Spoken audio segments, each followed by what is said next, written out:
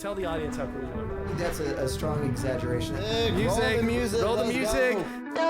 Welcome to the Dream Big podcast, where our goal is to find the biggest dreamers on the planet and bring them onto this podcast to inspire us and teach us how they did what they did and what they're doing to change the world that we live in. And I could not be more excited today with Kelly Murray.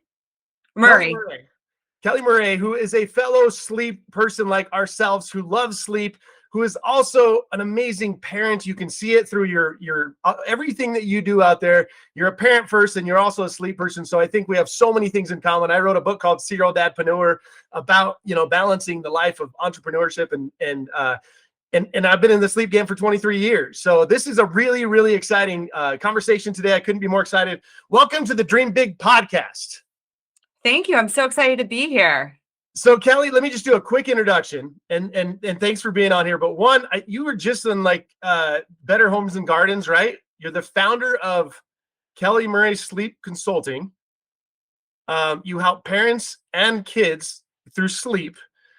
You've graduated with high distinction from the University of Michigan, completed breastfeeding peer counseling training at Rush University Medical Center, worked at NICU Human Milk Feeding Division for 10 years, appointed the Sleep Sense Advisory Board, awarded the top 200 best sleep consultants in the entire United States by Tuck, and you've helped thousands of families from Chicago and beyond with sleep challenges and making a better tomorrow through sleep, and received hundreds of 5-star reviews. But you are in this for the right reasons. You are in this sleep game. What am I missing? There's probably a million other things you've been featured in and you've done and written out there. But tell us a little bit about yourself. We're honored to be here, and thanks for being on the show. Yeah, like I said, I'm very honored to be here. Really excited to chat with you, Matt, about sleep. I just love your energy and how passionate you are about sleep. It's my main passion too. My journey started when I had my second child, Braden. My first child was just a really good sleeper. She was super easy. I didn't really have to work at it. She just fell asleep and stayed asleep and took good naps. She was a unicorn child. I think she was that way so I would have a second child. If my son would have came first, it may have been like a different story. I may have just stopped at one. But anyway, he's a good kid, but he was just not a good sleeper. Very attached to mama. I was feeding him to sleep like I did with my daughter. Okay. And the problem with him, though, is that in between every sleep cycle, so sleep cycle's about 90 minutes, he would wake up and he'd want me to feed him again. Well, at the time, I was working full-time at Medela, the breast pump company, as a medical device rep, and it was a very demanding job. I was so exhausted because I was waking up about 5 times throughout the night that I did a big no-no and I brought him into bed with me because that was the only way that we could get like any sleep at all. And luckily, my pediatrician at his 9-month appointment recognized that we were both severely sleep deprived and had a come to Jesus meeting with me. He's like, Kelly, you need to do something about this. This is not good for his health, for your health. And he asked me why, why am I letting this go on? And I said, well, I don't want him to cry. He's not supposed to cry. Everything's supposed to be on his own terms. And he's like, listen, he's like, it's more detrimental for you to be sleep deprived, both of you, than for him to cry. So he eased my concerns. I went home, did a bunch of research. I found a very supportive method that felt right to me as a parent, where I was in the room with him as he was learning this new skill. And it was so amazing. He learned so quickly.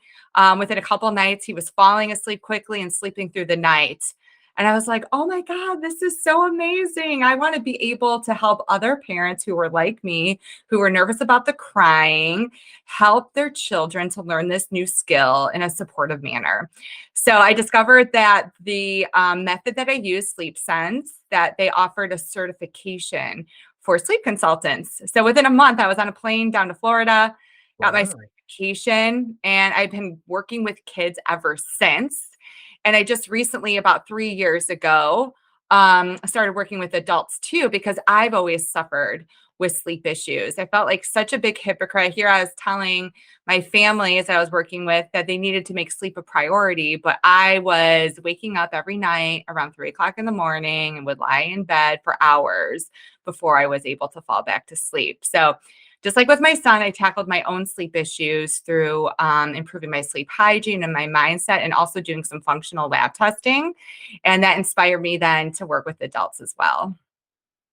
I love it. So this was something that happened when you became a parent. Then that's where this all came into play. Yes. Yeah. Yeah. It was life changing on so many levels.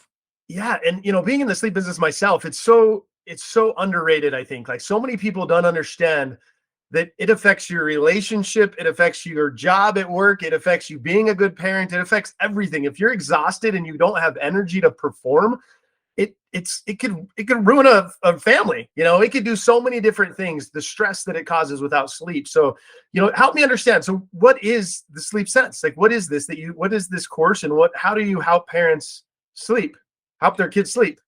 Yeah, so I've now been working with families for about 6 years. So I have created my own method now based on my education and my experience. I call it the Murray Method for babies, toddlers, kids. And really, it is a supportive method where I teach the parents how to support their children in learning to become independent sleepers, because that's really how a child becomes a good sleeper, is learning to fall asleep on their own.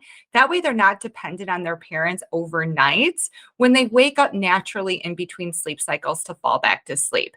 Yes, there's some kids out there, like my daughter was, where you can feed them to sleep, rock them to sleep, hold them to sleep, do whatever you needed to do to get them to sleep, and they would still sleep through the night. But I'm talking about the kids who are waking up constantly throughout the night. It's typically because they are dependent on their parents to fall asleep. So I help parents through that process and teach them exactly how to support their child so that they don't feel like they're abandoning their child during the program, and they can stick with it and see their child become amazing little sleepers right before their eyes. I love it. And I think that it's not like you could say here's the secret, because everybody's different. When you have kids, as you know and I know, I thought after the first one, okay, I got this figured out. And then I had a second, I'm like, okay, erase all of that. That's different. And then I had a third one, and it's like, okay, I don't know anything about parenting. It's always like everything you think the next kid is completely different. So I'm sure it's the same with sleep cycles, because I remember my cousin, Kendra, she told me one day about sleep training, and she was like, just leave them and let them cry. And as a parent, that was one of the hardest things I ever did, but it was like 72 hours. It was probably 3 days.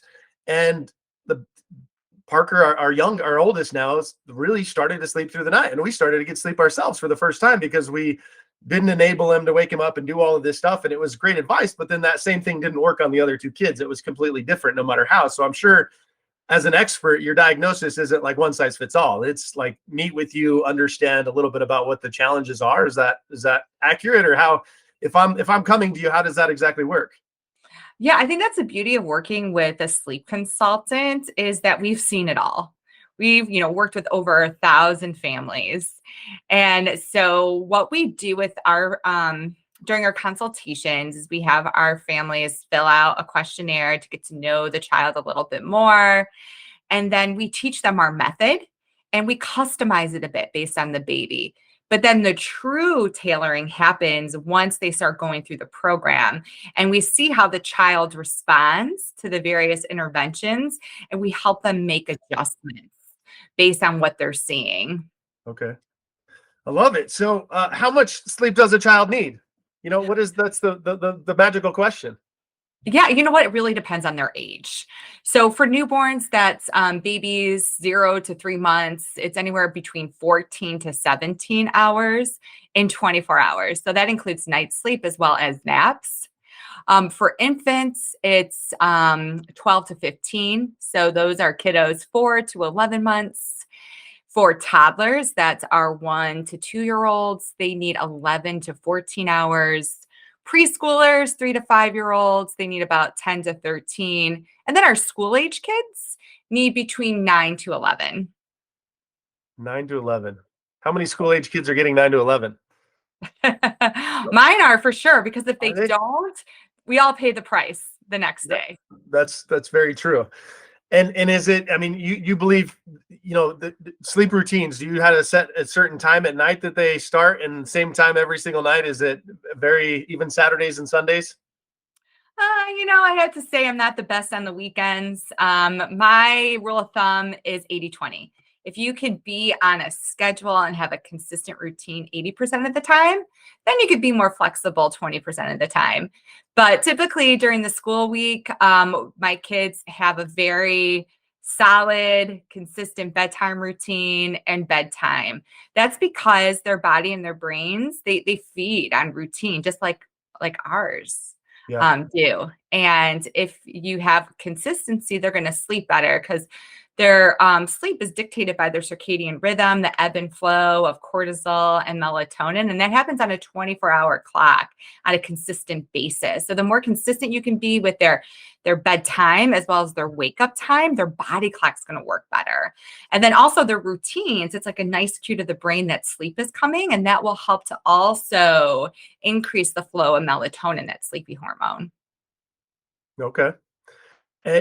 And do you, I mean, what about like routines as far as eating or caffeine or, wake up and then throughout the daily, are you training in the daytime to sleep at nighttime as well? Yeah, well, for that's mostly for our kids who are still napping. Their daytime sleep definitely impacts their nighttime sleep. So we want to make sure that they're getting enough sleep, but not too much, because if they get too little, their body becomes sleep deprived, and then their body will produce cortisol because the body thinks that there's something wrong. Why am I overtired? There must be danger, because it's not natural for them not to sleep as needed during the day. And their bodies go into that fight or flight mode and produce cortisol, the alert hormone. And then it makes it harder for them to then sleep at night because they have excessive amounts of cortisol in their system. Also, on the other hand, if they are sleeping too much, then they don't have enough sleep pressure. So there's two systems that govern our sleep. There are circadian rhythm, the ebb and flow of cortisol and melatonin, and then sleep pressure. And it's based on a chemical that our bodies produce called adenosine, that the longer we're awake, the more adenosine we have in our system. And the adenosine connects to neurons in our brains and inhibits brain function. And as we're sleeping, our body's depleting the adenosine. So if kiddos are getting too much sleep during the day, then they don't have enough adenosine built up in their system by bedtime. And it can make it so that they can't sleep through the night. And then they also wake up early. I love it. That's a great education. Yeah. So as far as like naps, let's talk about naps, because that's a good question, and I think still adults take naps all the time. How do you feel about naps, and at what age group is a nap? It's like, is it 4 years old or so that they're like, okay, they don't need naps anymore, or how long do kids need naps, and do adults need naps, and if so, how long should a nap be? Yeah, that's a good question. So for children, they typically drop the nap, and it varies anywhere between 2.5 to 4. But most commonly, it's usually during the third year of life. Some kids will hang on to it until they're 4. It just depends on what their sleep needs are. They're all different. But like I said, somewhere between 2.5 to 4, they drop the nap. And then for adults, it just depends on the situation. I have some adult clients where they nap every day because they're not getting enough sleep at night. But what happens is it depletes their adenosine, and then they're not building up enough before bedtime. And then it becomes this vicious cycle where they don't have enough adenosine in their system. So they have a hard time falling asleep and staying asleep. And then they're tired during the day, which necessitates the nap. So I tell my clients to play around with it, try not to take a nap for a week and see if it improves your sleep. Other clients I have where we do functional testing and we see that they have a dysfunctional HPA axis. So that's like their adrenals that produce cortisol. Some of those clients, their bodies are so taxed and they're so depleted that they need a nap in order to feel refreshed during the day. Because again, what happens is if you're overly sleep deprived, your body thinks that there's danger and you go into fight or flight mode, and your body's asking itself to produce more cortisol. And if your adrenals are already fatigued, then it's like beating a dead horse. That makes things worse. Interesting. I love it. From an adult standpoint, we'll get into adults in a second. So let's talk about the environment. And I guess one more thing on naps. Like I met Dr. Moss. I don't know if you know, he wrote the book The Power of Sleep. years ago, and he talks about, the importance of, the Olympic athletes getting from a silver to a gold based on just 2 more hours of sleep, and all of the amazing things that people don't realize when they're training for 18 hours versus train for 14 hours and sleep, the difference, and you retain that. But one thing that he talks about is power naps, and it's 20 minutes and under. And 20 minutes and over gets you enough to get into a little bit of a quick REM and get in and out of it and rejuvenate the body. But beyond that, can make you more tired. How do you feel about that? Yeah, for adults, that makes sense. I tell my clients to try to keep their naps under 20 minutes. So it's like just enough to refresh, to recharge their battery. Okay. But for kids, they definitely need For sure. More sleep during the day. And it's really interesting. You mentioned Olympic athletes and how sleep can improve their performance. There is a research study in toddlers that showed that with a nap, they were able to retain more information. They did this little memory test where they showed them tiles. They had the tiles laid out on a table and showed them all these like little pictures and where they were located. Then they flipped the tiles over and they had them take a nap. And when they woke up, they had 100% recall of the different positions. Whereas when they didn't take a nap and were asked to recall where the different pictures were, they were only able on average to recall 50%, which is just, Wow. very like powerful testimonial for sleep and how it helps us to retain information in our long-term memories. Yeah, no, that's great. And so I interviewed Dr. I don't know if you know who Jeffrey Dermer is, but he was the United States Olympic sleep doctor. And we interviewed him in person in Denver, Colorado. He's based out of Denver, Colorado. And the guy is just off the charts intelligent. Like it was hard to carry a conversation. He's so unbelievably intelligent, but they would fly him out to, China or wherever the Olympics are. And his job was to train the circadian rhythm of every single athlete out there, because it is such a difference when you're changing, 12 hours and you're used to training at this. And now your circadian rhythm is being thrown off. And they literally, that was he would fly all over the country and really help little by little get them into their rhythm to where they need to be here. Because the Olympics, they understand the difference. You can't just go over there and perform like you perform here without sleep. It is such a vital part of what we do. Oh yeah, it's a pillar of health and performance.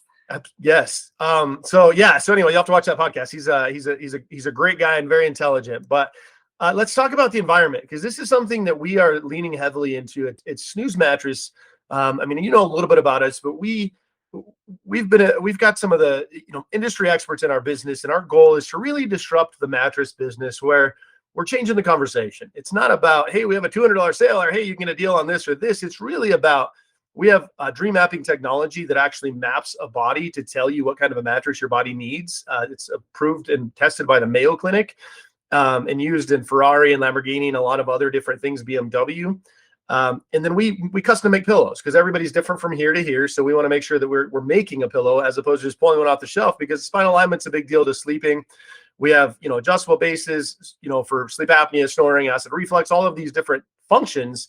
But we pride ourselves of really understanding sleep, and we wear pajamas in our showroom. So it's just a different experience. It's fun. But when you go in there, the building smells like lavender. You hear white noise throughout the building, because you're really talking about the 5 senses, as what we call Snooztopia. And it's the 5 senses in sleep. And it's making sure that you're attacking the darkness of the room, the sound of the room, the smell of the room, the touch of your cooling of the cover or whatever it may be, and even potentially the taste of melatonin or CBD or anything like that. Because we've, so many people that come into our environment that they've been sleep deprived for years. We've got testimony after testimonial. They just didn't take it seriously until they finally go, wow, a bed like this can help my sleep apnea or my snoring, or it can help me breathe at night and give me energy every day. So, we're really pride ourselves of being different than anybody else out there, but really helping educate that side of it. What is your theory on the full environment, like the sleeping environment of where you're sleeping? If you're going to take a nap, it's really hard to do in a lighted office like this versus a dark room with smell and sound and stuff like that. Tell me how the environment affects adults and how the environment maybe affects the kids too, and what you think about that. Yeah, so I think for both adults and kids, the perfect sleep environment is a little cave. So think of a cave. You want it to be dark, cool, and quiet. So darkness, I think, is very underrated. We have neurons in our eyes that detect lights from the sun to tell us what time it is. And so any little bit of light that seeps into your eyes is going to confuse your body clock, because those neurons are actually more sensitive at night, which is like totally unfair. And the neurons can sense light even when our eyelids are closed. So a complete pitch black environment is key to optimizing melatonin, because light tells our body to produce cortisol and suppress melatonin. So first, darkness. I tell my clients, cover the windows, and not just with blackout curtains, but try to get blackout window covers so that no light seeps in. Also cover all the little LED lights that indicate that there's power with little stickers. Mhm. They sell little black light stickers. You guys might sell them too, that you can put on your electronics, or just wear a sleep mask. Now, kids typically don't like to wear sleep masks, but my kids do, because they're weird. They're, Yeah. children's sleep consultants. Yeah. But for adults, I think it's just easy. Just put a sleep mask on. But for kids, you really need to take care of making sure that there's no light coming in at all. And then also when it comes to temperature, this is another one where people really push back on lowering the temperature of their room. Research shows for adults that the ideal sleeping temperature is around 65, because again, that's like a cue from the environment telling our body it's nighttime. What happens at night? The temperature goes down. So your body temperature goes down, and that helps your body to synthesize melatonin. So nice, cool environment for adults. Bedding is so important, making sure that you have a mattress that doesn't retain heat. Your sheets should be made of natural fibers. You should get a cooling device if you wake up in the middle of the night overheating. And then for kids, the temperature should be somewhere between 68 and 72. But sometimes, that's kind of hard for kids to achieve that, because, here we want adults to sleep in 65, but then the kids need a warmer environment. So the American Academy of Pediatrics, they have a really nice guide on how to dress your child for sleep per the temperature in the room. I think it's more geared towards babies, but it's a great guide. And then lastly, quiet. Any little noise in the middle of the night, if you're in between sleep cycles. So we sleep in cycles. We go from light sleep to deep sleep. We have a little wake up. And during that wake up, it's kind of our time as humans to make sure that things are safe. You think about it, back in the caveman days when we were sleeping, it was dangerous, right? You're sleeping outdoors, there's predators. So you need to be somewhat aware of your environment. So in between those little sleep cycles, if something's a little different from what it was like at bedtime, that triggers the fight or flight reflex. You wake up to investigate. So if there's different sounds that are happening in between sleep cycles, that's going to wake you up, and it's going to be disruptive. So I really like sound machines for not only children, but adults. And I love a sound machine that has brown noise, because brown noise is it's a lower frequency than white noise. So it's a little bit more soothing, whereas white noise can be a little stimulating. Okay. I love it. Yeah. And so we've got here's one right here, like a Sealy sound machine that we've got. But we have what we call Snooze. We've partnered with another company called Snooze, SNOOZ. If you look it up, it's an actual turbine. It's a wind turbine inside of a device that you can turn it into two different kind of, pitches. And it has a little bit of a nightlight, but it's also designed for baby sleeping too. So there's two different sides, but it is true natural. It's not just a sound of an ocean or something like that. And it's been a game changer. If you look at SNOOZ, you can find it on Amazon or anywhere else.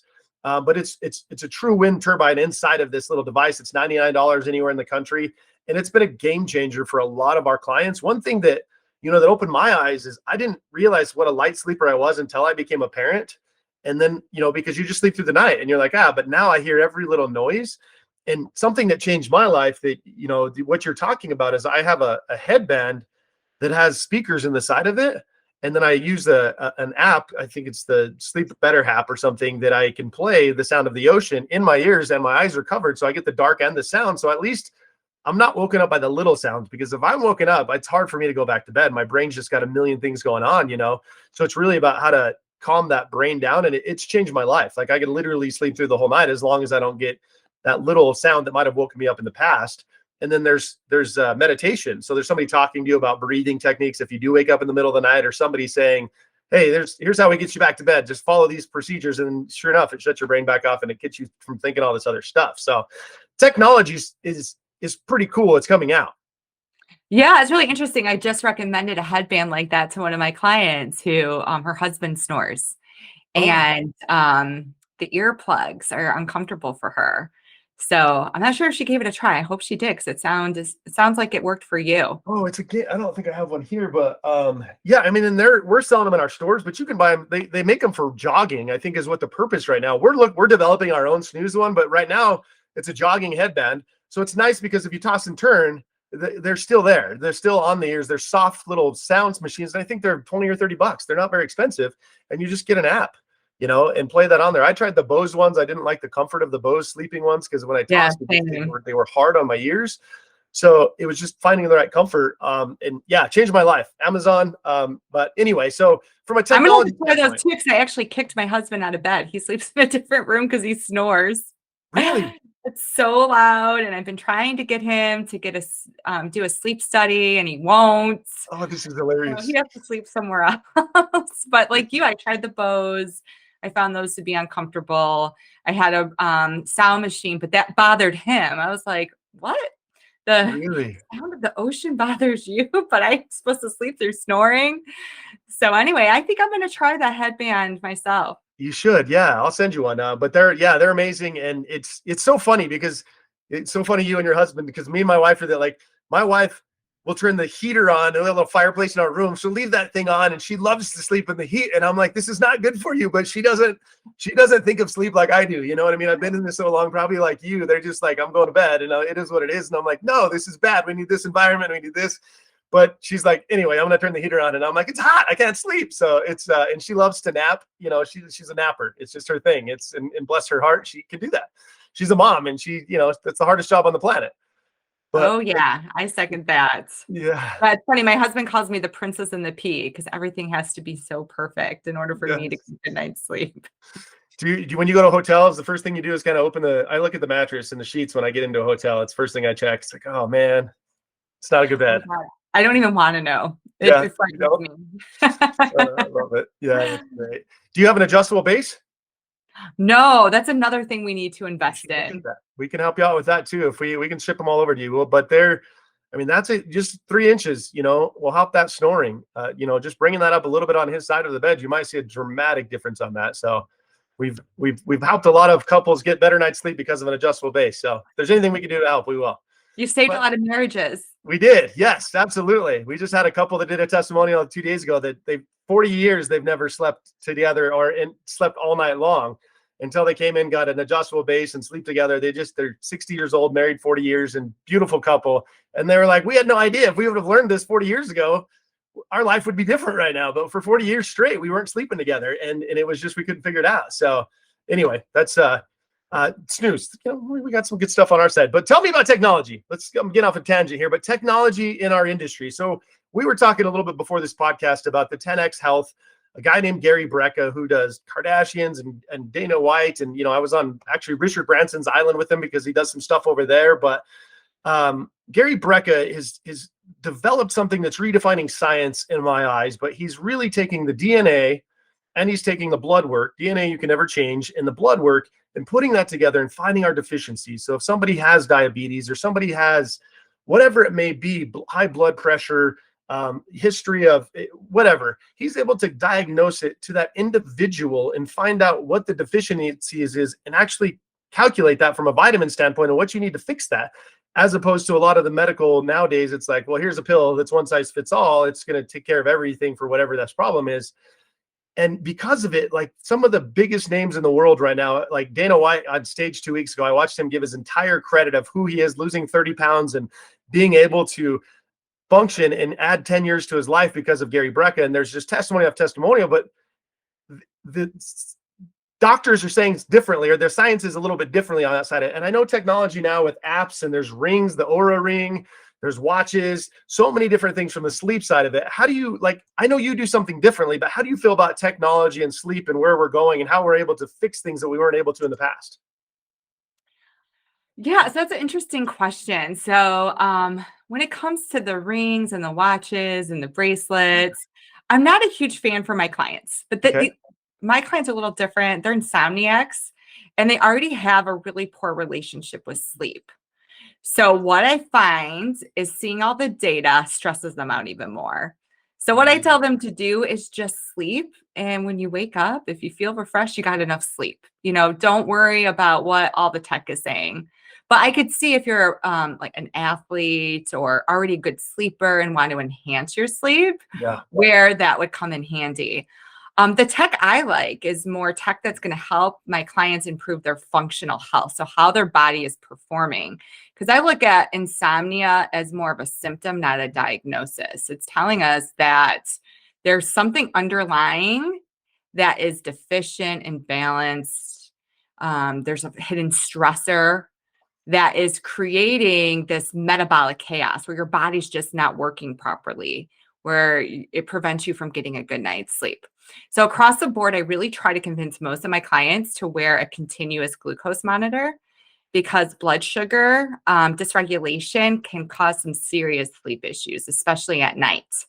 And it's really eye Yeah. opening because everyone's body responds differently to different foods.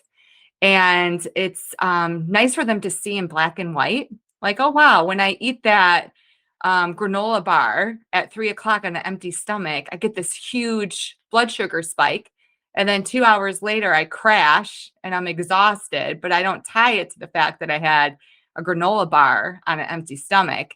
And then the same thing happens to me overnight because the pattern repeats where my blood sugar will spike and then it crashes. And whenever it crashes, our body then produces cortisol to bring it back up because it's a stressor. And then a lot of my clients are finding that those blood sugar crashes are correlated to their wake ups. This is interesting. I've never even talked about this with all the years of doing this. This is eye opening to me. So you're being able to, based on what kind of foods they've eaten before bed, is how you're able. That's your best test that you do on everything. The It's glucosamine. one of them. It depends on the client. So Okay. I do blood work. And if I see that they have high glucose, fasting glucose, and a high A1C, which is your 3-month average of your glucose, or high triglycerides, that's another sign that they're eating too many refined carbs. Then I really push for the continuous glucose monitor so that we can regulate their blood sugar. And it's helped a ton of my clients. Wow. Okay. So you're really into this. So let's just talk about, if I go to kellymurray.com or kellymurraysleep.com, right? Yes. Yes, yeah. So that's my pediatric side of the Okay. business. So I now have 7 people who work with me on the ped side, and I don't work one-on-one with clients anymore. I trained all my consultants and I Okay. support them and they use my method. And then I have Kelly Murray Adult Sleep, and that's where you'll find my adult side of things. And I'm working one-on-one with clients now in the adult arena. So what's the process? I get a hold of you and you do blood work is one of the first things you do to find out where the deficiencies are. So you're doing what I was just actually, I didn't know you were doing this. So this is amazing. We can send you a lot of people. So yes, tell me how that process works. I don't sleep at night. I call you up. How does this go? Yeah. So what I initially do is I order 5 functional lab tests. So a stool sample, which analyzes their gut microbiome. It tells us if they have gut dysbiosis, where there's more bad bacteria than good bacteria, if they have a parasite. So parasites are nocturnal. I know this sounds really woohoo, but this is science. Trust me. Oh, yeah. They're nocturnal and they're active at night and they kick up inflammation. Whenever there's inflammation, your body then produces cortisol. And you don't want a lot of cortisol at night. So we look to see if there's a parasite. We also look at other digestion markers because your health really begins in your gut. That's where you're absorbing nutrients from your food. 90% of your melatonin is actually produced in your gut. And it's because serotonin is the precursor and that's produced in your stomach. So your gut needs to function well to produce these neurotransmitters for sleep. Also, there's the gut-brain axis. So if your gut, if it's off, if there's a lot of bad bacteria that's sending signals to your brain that there's danger, and then it's triggering that fight or flight reflex. So we really start with the gut. I also do a hormone urine analysis called the Dutch test.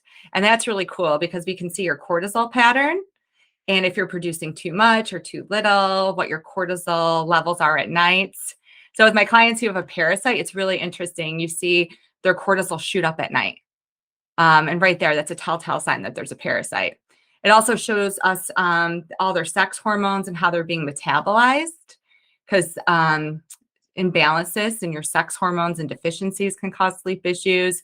Also, if your body's not metabolizing your hormones correctly, that's a sign that there's liver dysfunction and your liver can wake you up in the middle of the night because it's more active at nights. I also have them run a hair tissue mineral analysis, and that shows us if there's mineral deficiencies at the cellular level. Because blood is always going to paint the best picture because it wants to maintain in homeostasis.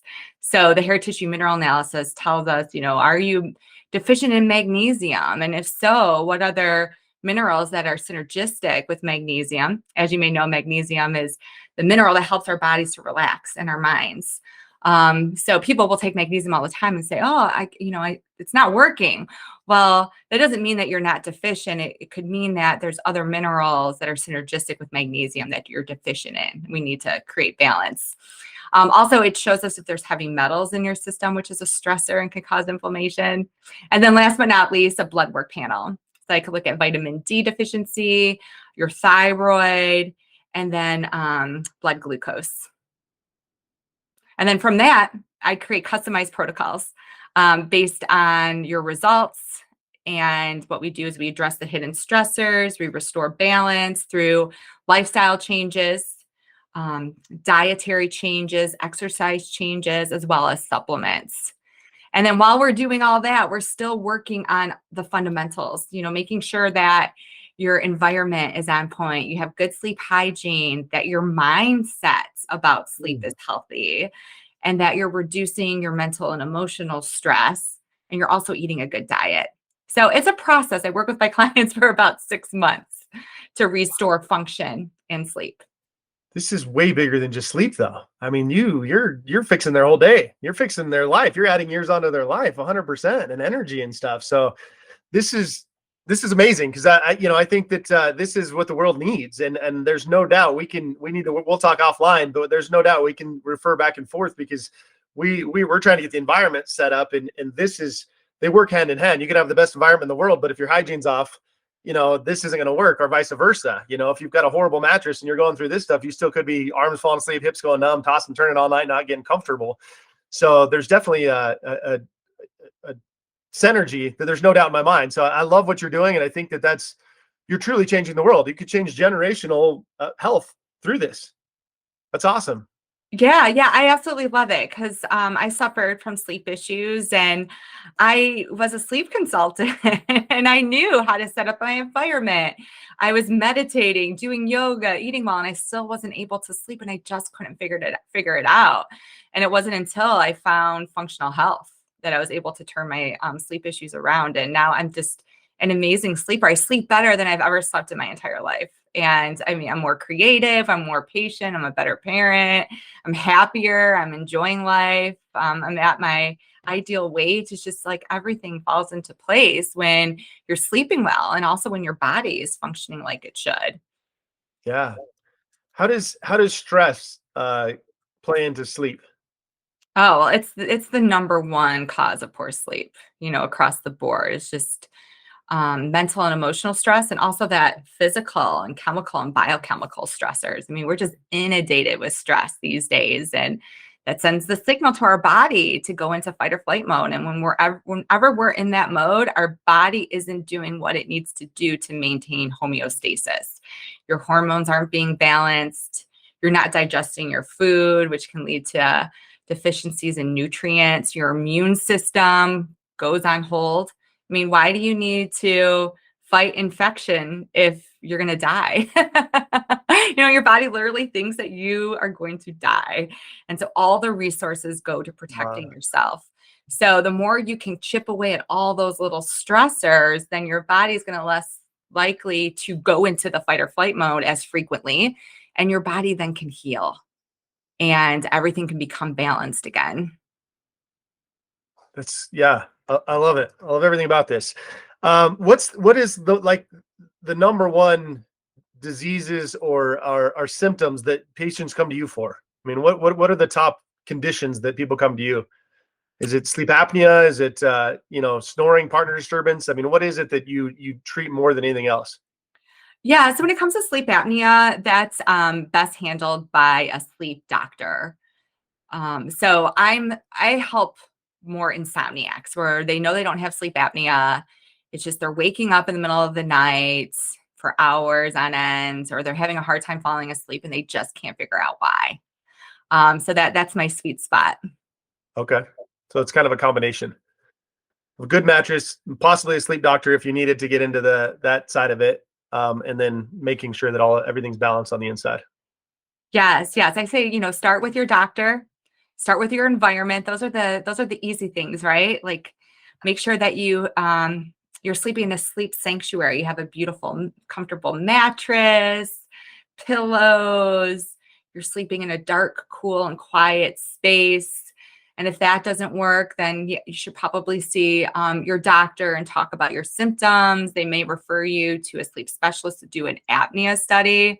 And if you don't have apnea and you still can't sleep, that's when I would reach out to someone like me, a sleep coach who also specializes in functional diagnostics. Okay. So as far as technology, we talked about that a little bit, how technology has been really good for this industry where we're able to learn a lot more. Like even what you're talking about, that's technology, that's advancement of being able to figure out your blood work and all of that.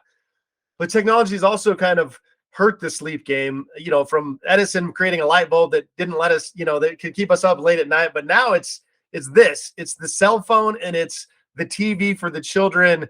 And it's waking up and looking at that where it kills your circadian rhythm, it kills everything out there. Let's talk about how technology can disrupt this a little bit. How do you fix that? It is the worst.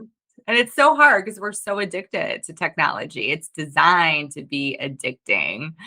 So when it comes to children, I tell families, and I abide by this rule in my own household, is that the TV and the iPads, everything turns off and goes away before dinner. So I let my kids in between homework, sports, and dinner, they can be on their screens as much as they want. But once we have dinner, then no more exposure to blue light, because as we talked about before, the blue light entering their eyes is going to confuse their body clock, and their bodies are going to produce cortisol instead of melatonin at night, which we don't want. And those little receptors in our eyes are actually more sensitive in a child's eyes than they are in an adult's eyes. So it's even more important for them to stay off the screens at night. My kids aren't able to bring their iPads into their room. They don't have televisions. And then for adults, it's so hard. I think that was one thing from a behavioral standpoint that I was doing that I just had to stop. And that was working at night. I find, now that we have the internet and laptops, we can work at nights. And that's like the worst thing that you can do. I'm not saying don't work at night at all, but you need to have a cutoff time. I tell my clients, make sure you turn off your computers 2 hours before you want to go to bed, because work is really stimulating to the brain. And then also, that blue light is coming into your eyes. And then when it comes to television, I completely understand people want to watch television, unwind. It's an escape. I get it. Yeah. I tell my clients, just make sure you turn your televisions off about an hour before bed. And if you're going to watch TV, wear blue blocker glasses. And you want to make sure the blue blocking glasses block 95% of the light. So you'll know you have good blue blockers if the lenses are amber or orange. Remember in the 90s, you might be too young for this, but the infomercial with those blue blocker glasses that were like the aviators. You don't remember them? So you could buy blue blocker glasses and just watch TV with those, is what you're saying? Yeah, it's not the best. But if someone's really fighting me on it, I don't watch TV at night just because I cannot, like I said, I'm the princess and the pea. And it really it activates my mind. So it's best for me not even to watch television. What I do is I actually just listen to my shows that I like. Now that we have phones, I can watch a television show while I'm getting ready during the day. And then if I want to watch a little bit at night, I just listen to it. And then when it comes to, iPads and cell phones, it's just best just to put them away at least Yeah. an hour, if not 2 hours before bedtime, because they're just so addicting and so stimulating to the brain. I know it's so hard. I struggle with it too. I have to put my cell phone on a different floor because I'm so tempted before bed to just, Okay. I want to check to see if that email came in, or I want to check my Instagram page to see if I got any DMs. And then once you do that, then it's a rabbit hole, right? It's so hard to get off of it. And it's not just the blue light. Yes, the blue light is very detrimental, but it's what it does to your brain. It really activates your brain, and you want your brain to shut down at night, not be stimulated. I love that. So any listeners out there, I think that's really good advice that I'm going to take to my wife tonight. But so your rule in the house is after dinner, that's it. Everything's put away. Yes. And they don't get any more. And then there's a couple hours of family time or whatever it may be. And then it's bedtime. And that's creating that sleep sanctuary for them.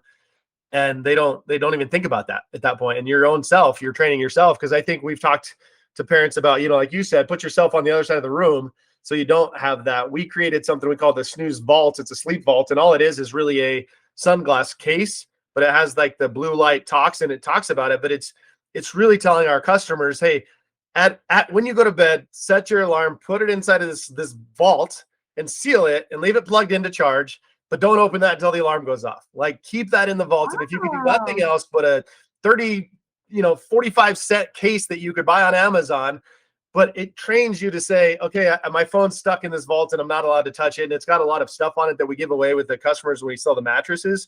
But the other thing that we've talked about is that in the mornings too, is there's like a morning routine makes such a difference, because if you start your mornings picking up those emails and just being inundated, it makes the difference between your body having a great day and a rough day, because you start off going, I didn't want that, and something that's changed my life. I don't know if you've ever done this, but I do ice baths every day.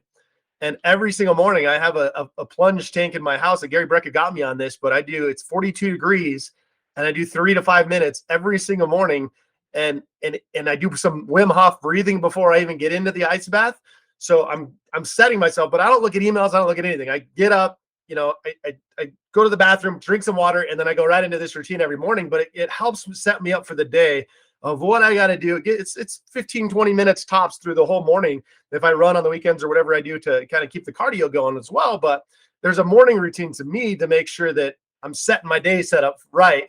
And then that night routine, to your point, is like you got to get the negative out right before bed and right at the beginning of the day to really set yourself up for success in my eyes. How do you feel?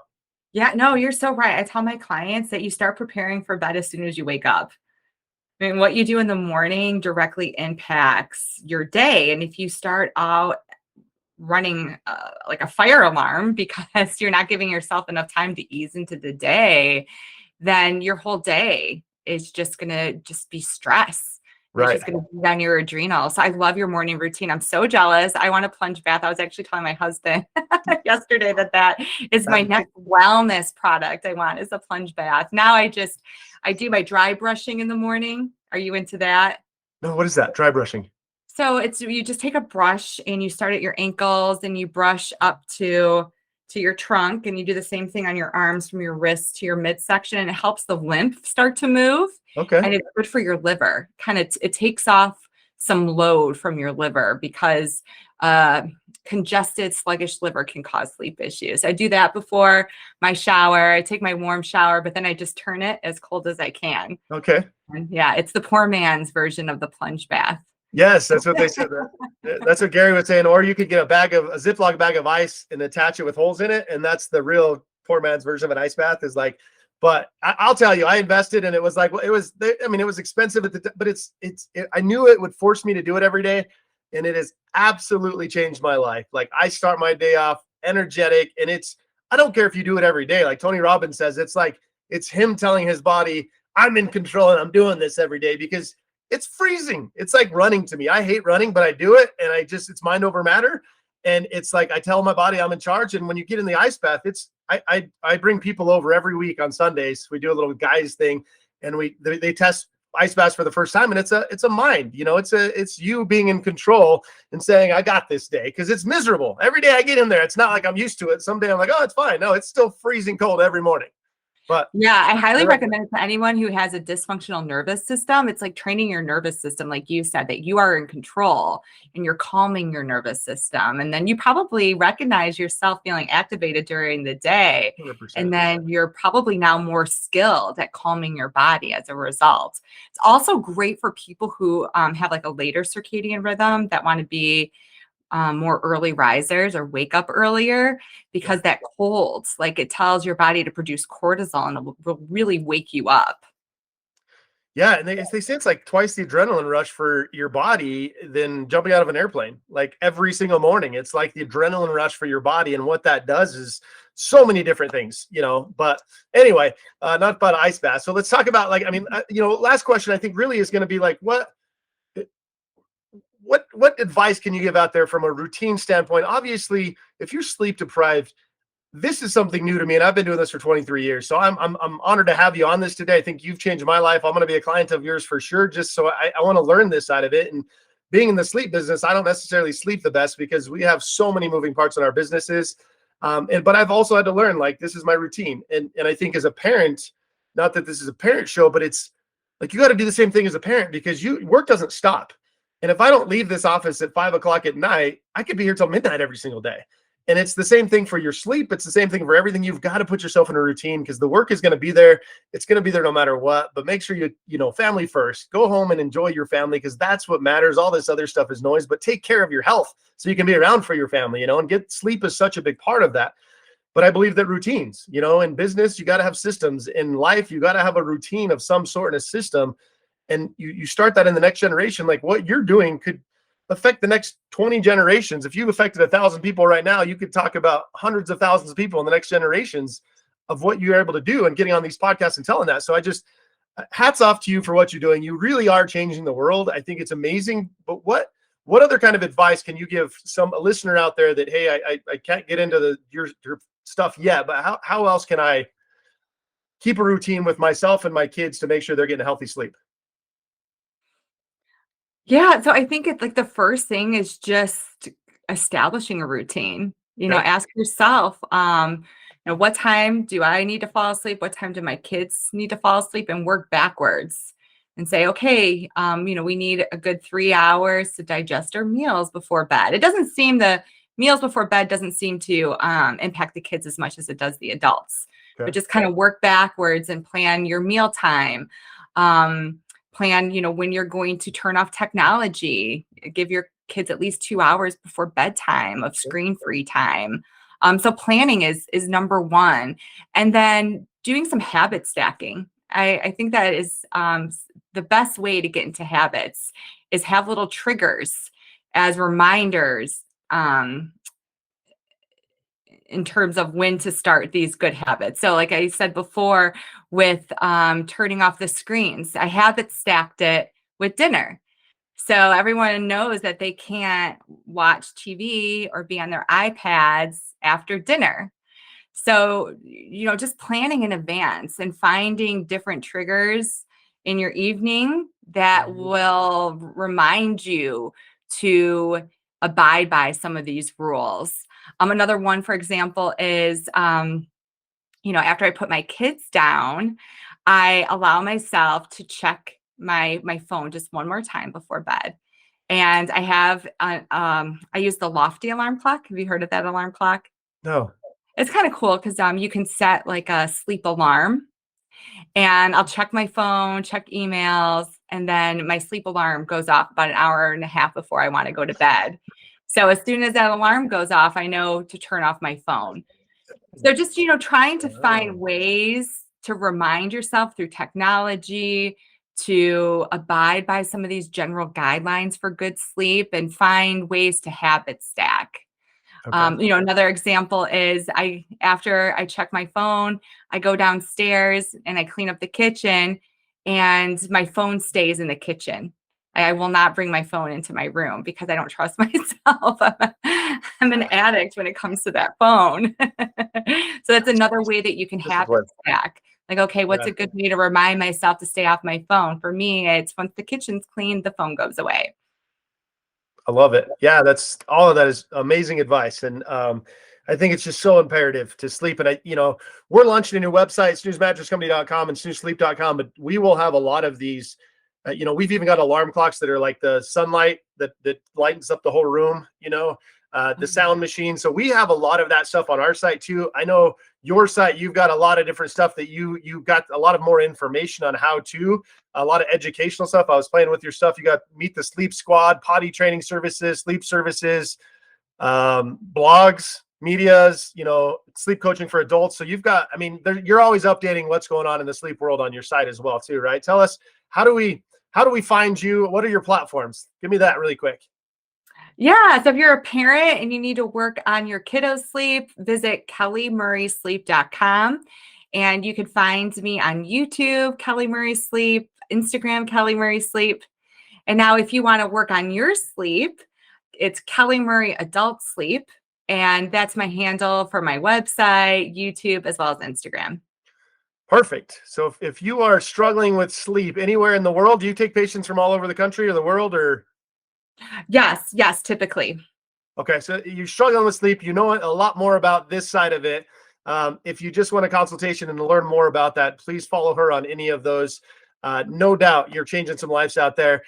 Last question of all questions I always ask everybody is dream big. This is a podcast called Dream Big. Our motto is dream big and sleep deep.